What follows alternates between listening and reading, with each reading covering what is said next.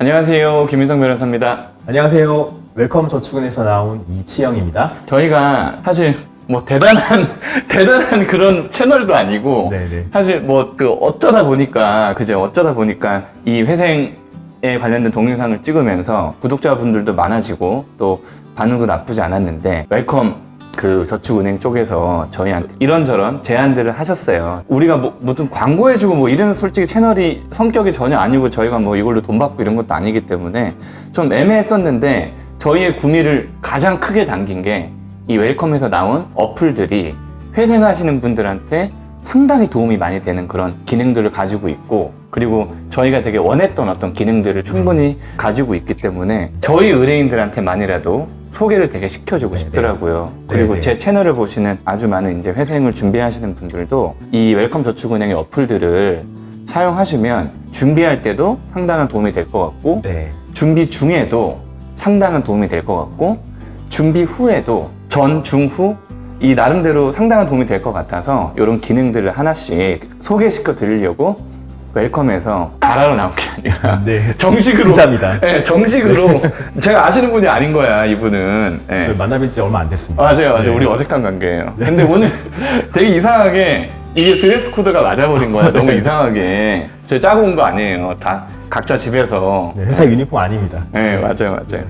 하여튼 그래서 첫 번째로 저희가 오늘 한 3개 정도 어떤 테마로 찍을 거고 영상이 몇 개 나갈지는 모르겠는데, 첫 번째가 이제 개인 회생을 할 때 상당히 필요한 이 웰컴 마이 데이터 이 어플리케이션에 대해서 소개하는 거 하나. 그 다음에 처음에 이제 사장님하고 팀장하고 미팅할 때 뭐 앱 소개해 주는 것도 좋은데 그러면은 우리가 알고 싶은 것도 좀 도와줘야 되는 거 아니냐라고 해서 개인 회생을 고민하는 가장 키포인트가 뭐냐면 추심에 대한 두려움이에요. 맞습니다. 그래서 어떤 프로세스로 추심이 이루어지고, 뭐 채권사 입장에서 말하기 좀 웃기기는 한데 추심을 조금 덜 할 수 있는, 어차피 회생이라는 게 사실 갚으려고 노력하는 거잖아요. 좀 덜 무섭게, 좀 두려움이 덜하게 가져가는 팁들을 오히려 채권사가 알려주겠다고 하니 실제로 추심하는 입장에서 이거에 대해서 설명을 해주면 정말 좋을 것 같고, 진짜 말도 안 되는 대출을 받는 분들이 계세요. 혹시라도 돌려 막아가지고 어떤 갱생의 가능성이 있다면 어떻게 하는 게 맞는 건지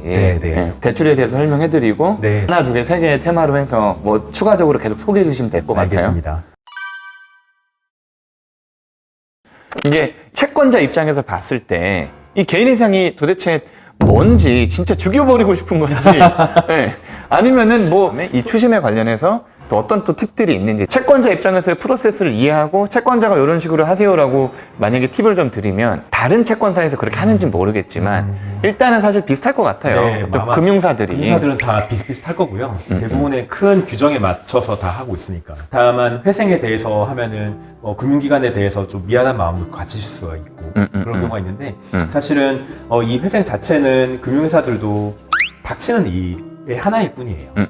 조금 기술적으로 말씀드리면은, 이미 금융회사들은 대출을 실행할 때 비용을 인식을 합니다. 대손충당금이라는 비용을 인식을 하고요. 그렇게 되면은 이미 이 대출을 받으신 채무자분들을 한 명 한 명을 생각하는 게 아니라 집단으로 생각을 하게 돼요. 이 집단 중에서 100명 중에서 한 2명, 3명은 디폴트가 날 거야. 돈을 못 갚을 거야 라고 이미 예상을 하고 있고요. 금융감독원에서 돈을 원금을 잃을 건가에 대해서 규정으로 적어놨어요. 그러면 이만큼을 돈을 넌 잃을 걸 예상하고 미리 비용으로 잡아놔 라고 기술적으로 규정해 있거든요. 근데 이 비율보다 사실은 회생을 신청해서 어느 정도라도 원금을 갚으시는 분들이면은 이 비율을 넘어서게 돼요. 그럼 회생을 진행해 주셔가지고 비록 디폴트는 되었지만 회생 진행하고 원금을 조금씩 갚아주시는 게 사실 금융회사 입장에서도 비용을 인식했던 것보다는 더 적게 비용을 인식하게 되는 거고요. 그렇게 치면 쉽게 얘기하면 대손충당금 이내에서도 안 갚는 것보다는 어쨌든 갚아 나가시는 분들이니까 오히려 은행이 잡아 있는 어떤 그 기회비용보다는 이분들이 있음으로 해서 기회비용을 조금 더 낮출 수 있는 느낌이 있다는 거네요. 맞습니다. 그러면 제가 궁금한 게 만약에 그 대출 금액을 100만 원으로 봤을 때 못 갚는 사람은 몇만 원 정도예요? 회사마다 상품마다 조금씩 다른데요. 브로드하게 말씀을 드려서 대략 저축은행 그리면은 대손 비율을 대략 한 5%에서 10% 사이 정도는 보고 있고요. 그리고 금융기관 따라 상품 따라 이 비율은 조금씩 달라지긴 하죠. 이거의 결정은 은행도 저축은행도 마음대로 할 수는 없고요.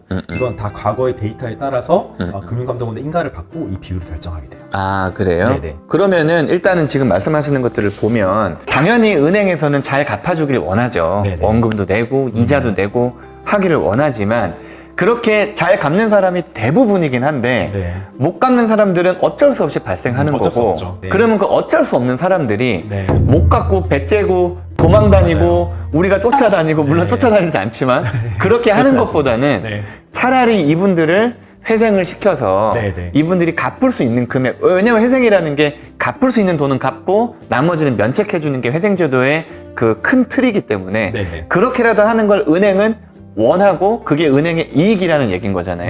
네, 맞습니다. 그렇다고 회생을 권하는 건 아니잖아요. 너무 당연하게. 아니고요. 네. 그 대출을 받을 때부터 못 갚는다고 생각하시는 분은 없을 거예요. 근데 잘 갚으려고 노력해 봤는데 갑자기 뭐 병원에 입원하셔야 될 수도 있고 큰 수술을 하실 수도 있고 갑자기 실직하실 수도 있고 애초에 계획하셨던 사업대로 잘 안 풀리시는 경우들이 세상에는 많이 있잖아요. 그렇죠. 이런 경우들은 이미 확률로서 존재하고 있고 이게 어쩔 수 없이 닥치는 일로 금융사들 받아들이고 있어요. 그러니까 이렇게 생각하시면 편할 거예요. 보험사가 이번에 뭐 수해 피해도 좀 많이 있는 것 같고 근데 그렇다고 하늘을 원망하진 않잖아요.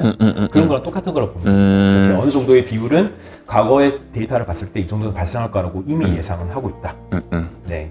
알겠습니다. 그러면은 이제 채권자가 회생하는 채무자들을 바라보는 시선에 대해서는 저는 이제 항상 죄송합니다 하는데 죄송해야 될 일이긴 맞는데 진짜 죽여버리고 싶다 이런 건 아닌 거잖아요. 네. 그렇게라도 그렇죠. 갚아주면 없어요. 네. 네. 그렇게라도 갚아주면 우리 열심히 입장에서는 노력하자는 거니까요. 네. 고맙다 요 얘기고 형사고소 실제로 하시긴 하잖아요. 실제로 있습니다. 언제 하는지에 대한 기준을 물론 네네. 웰컴에 한정된 얘기겠지만 네네. 한번 경험이나 뭐 이런 것들을 한번 말씀해 주셨으면은